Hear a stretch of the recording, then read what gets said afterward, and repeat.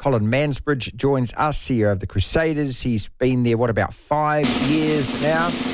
Big celebrations last night, the night before. Colin, welcome back to the show. How are you? A bit hungover, Marty, but better than yesterday, that's for sure. You deserve to be, mate. Congratulations. Thank you, yeah. If you can't celebrate these moments and you can't share them with the people around you that you work so hard with, mate, well, I mean, and who's to judge? I'm glad that you're hungover. You should be. Yeah, I must admit, yesterday was much dustier than today, but yeah. So yes, but it's good now. It's sort of now thinking about next year. So, well, actually, no, that's untrue. We've been thinking about that for a while, to be fair. So yeah, well, you got yourself a brand new coach. So let's Colin. So how long do you actually, you celebrate these things? You must have obviously on the night, your big barbecue the next day. How does the next week unfold? Do you spend any time together? The players and the coaching group are spending a bit more time together today, and then we've got as the All Blacks assemble tomorrow, we've got a function this evening to do the players' formal send-off. So that's partners of the players and the back office team, just to say thank you to all of those that have made a contribution in moving on. And so, and then it's actually business as usual. I'm in the office first thing this morning and thinking about what we need to do for next year. So it's not too long. It's short and joyful. Very sweet indeed. Talk to us about Razor. You've worked with this guy now for a number of years. What is it about him essentially that brings the success that he does? Looking from where you sit and as close as you are.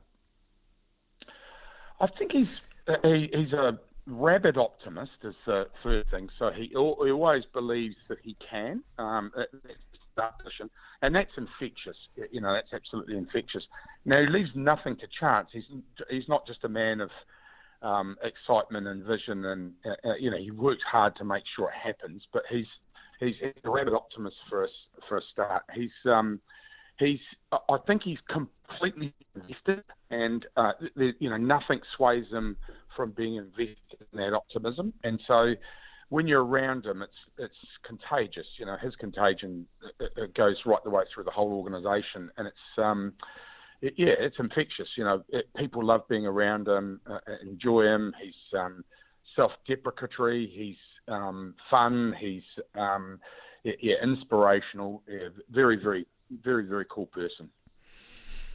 As far as coaching goes, what do you see that he brings that you haven't seen from anyone else? Like, what is he able to do with these players? I think probably the best descriptor of it is what I hear from others. So when others turn up here and they are in the environment, be it players, other coaches, players from other environments who come here, the thing they talk about is detail. So Jason was the same when he went to the All Blacks gig. The first bit of feedback I heard was about detail. So I think, ironically, while Razor is a natural visionary and has a really, really optimistic mindset, he no sacrifice of detail. So that word detail gets thrown around a lot around here, and I think it is, right down to every moment of every game and the preparation of all that little bits of detail. So no apology for it, and when it's in the context, when you've got context for your detail, so you know why you're doing it and you know how it fits into the system that you're trying to build. Players actually enjoy doing detail. If you don't have all of that context, then the detail becomes a bit of a chore. Colin Mansbridge, CEO of the Crusaders, is with us. Does success ever get tiring? I mean, it's a stupid question, but do you ever get used to it? Do you get blasé with it? I woke up this morning earlier than I probably should have, and just starting to think of all the things we haven't quite done yet for prep for next year.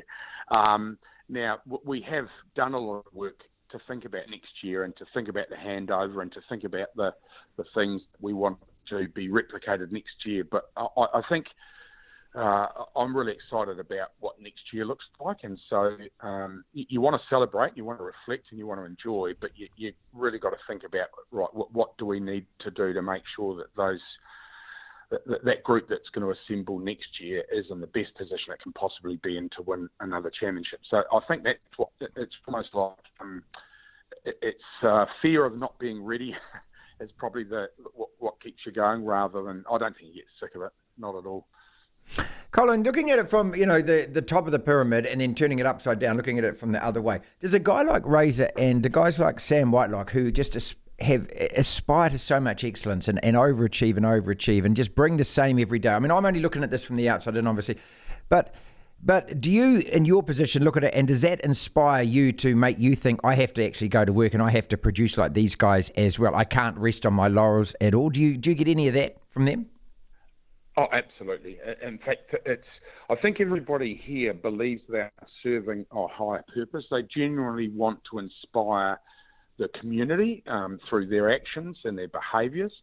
But they genuinely want to inspire people to enjoy the sport, to be better versions of themselves. And so the only way they can do that is role modelling it themselves as individuals.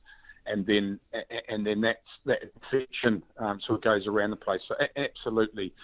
If I think about my time here, I have absolutely been inspired by the professionalism, the dedication, the vision and commitment of those guys. Absolutely.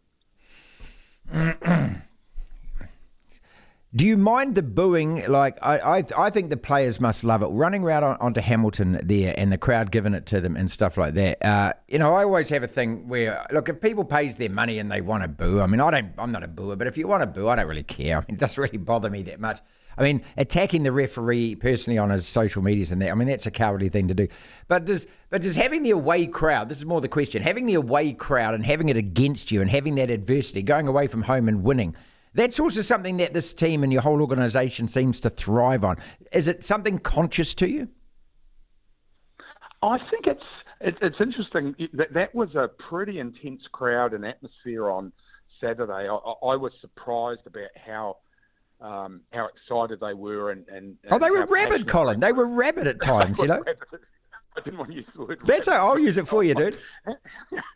It was pretty scary stuff, and I think even Will got asked straight afterwards by somebody, and he said I was shocked about how the crowd was, and yeah, absolutely, it was pretty intimidating, and so the environment, though, to be fair, was to see again. You look at the likes of a Sam, a Richie, and them just being able to put that out of their minds and actually use it as motivation to get clarity.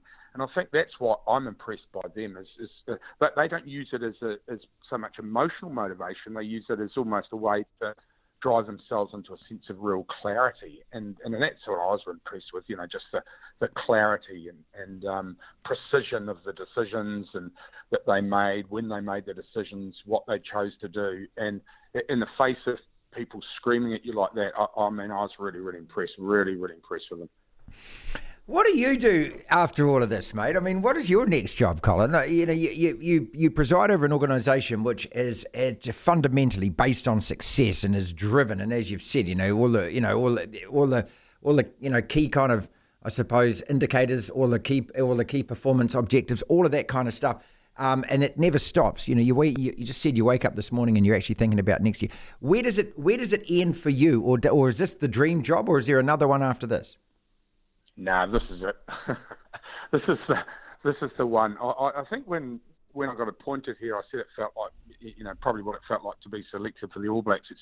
It felt like that to me here, and I can't think of doing anything else after this. So, maybe another couple of years in it. It'd be nice to go to the new stadium, Te Kaha, and see this new coaching group pick up a few titles. That would be pretty cool. But then I don't think I could do a job after this. I just couldn't think of anything that would be as much fun.